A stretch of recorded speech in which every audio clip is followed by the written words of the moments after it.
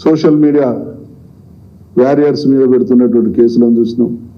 నిన్న ప్రశాంత్ రెడ్డి గారు వీళ్ళు చివరికి ప్రజల్ని మెప్పించలేక ఆత్మవిశ్వాసం కోల్పోయి అనుభవరాహిత్యం కావచ్చు, అహంకారం వల్ల కావచ్చు, ఈ దాడులకు తెగబడతా ఉన్నాం. చాలా సీరియస్గా హెచ్చరిస్తా ఉన్నాం. రేవంత్ రెడ్డి గారు 20 మాసాల పాలనా సమయంలో తెలంగాణను అన్ని విధాల అధోగతి పాలు చేసినటువంటి పరిస్థితి. ఈ చర్యల్ని ఖండిస్తున్నాం. ఇప్పటికైనా పిచ్చోని చేతిలో రాయిలాగా మారినటువంటి మీ ప్రభుత్వ నిర్వాకాన్ని సరిదిద్దుకోవాలని డిమాండ్ చేస్తా ఉన్నాం. మళ్ళీ ఒకసారి రీఇటరేట్ చేస్తా ఉన్నాం. మీ ఢిల్లీ పర్యటన మీద శ్వేతపత్రం విడుదల చేయాలి. ఢిల్లీ పర్యటన వల్ల ఉనగూరిన లాభం ఏందో లేదా జరిగినటువంటి నష్టం ఏందో తేల్చాల్సినటువంటి సమయం అని తెలియజేస్తాం.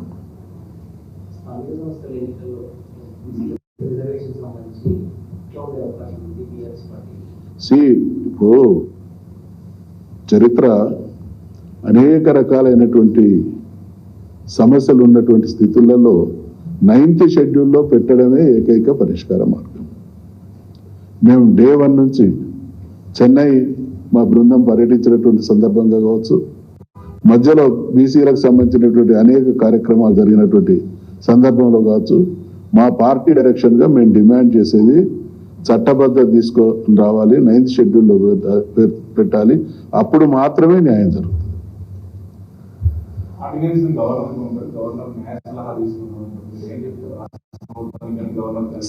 మేము అంటే ఇక్కడ కన్ఫ్యూజన్ ఉన్నది. ఆల్రెడీ సేమ్ ఇష్యూ చేసి ఢిల్లీకి పంపిళ్ళు, మళ్ళీ ఆర్డినెన్స్ ఉండదు. వెరసి వాళ్ళ ఉద్దేశం వాళ్లకు అవగాహన రాహిత్యమా, నిబద్ధత లేనితనమా? అంశాలు ఏంటి అండి? ఏది వేరు? స్ట్రేట్గా అడిగేది 42% రిజర్వేషనే.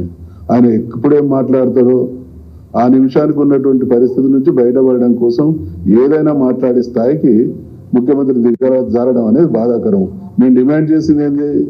42% రిజర్వేషన్లు చట్టబద్ధంగా కావాలంటున్నాం. అది వేరు ఇది వేరు ఎట్లయితుంది?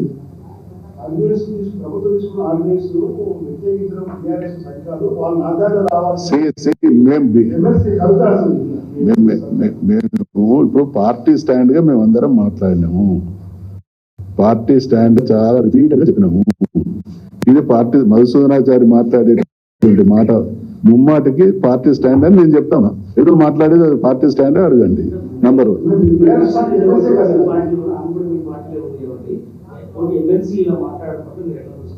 మేము మాట్లాడేది మాత్రం ఇప్పుడు అది వారి విజ్ఞతగా వదిలిపెడుతున్నాం. మా పార్టీ స్టాండ్ మాత్రం నేను రిపీటెడ్గా గతంలో చెప్పినా ఇప్పుడు చెప్పినా అవసరమైతే ఇంకెన్నిసార్లు అయినా కూడా చెప్తాం. పార్టీ స్టాండ్ 42% చట్టబద్ధతతో కూడినటువంటి రిజర్వేషన్లు అమలు చేయడమే పరిష్కారం. ఇది ఎవరిచ్చింది హామీ? కాంగ్రెస్ పార్టీ ఇచ్చింది. ఎప్పుడు ఇచ్చింది? డిక్లరేషన్ రూపేణా ఇచ్చింది. కాంగ్రెస్ పార్టీ ఏమన్నా తమిళనాడులో ఒక కొత్త ఆయన పార్టీ పెట్టుకున్నాడు, అటువంటి పార్టీ?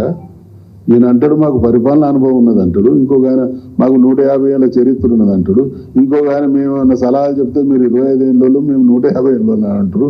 మరి ఇన్ని మాట్లాడిన వాళ్ళు మేమేమంటున్నాము?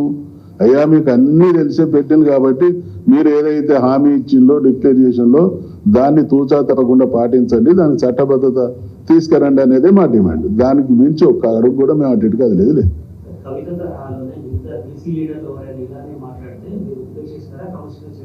అన్ని పార్టీ గమనిస్తున్నది. అంటే ఇది పార్టీ కదా, ఇది పార్టీ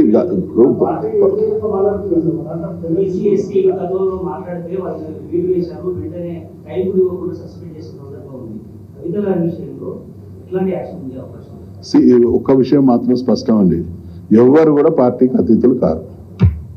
ఓకే, థ్యాంక్ యూ.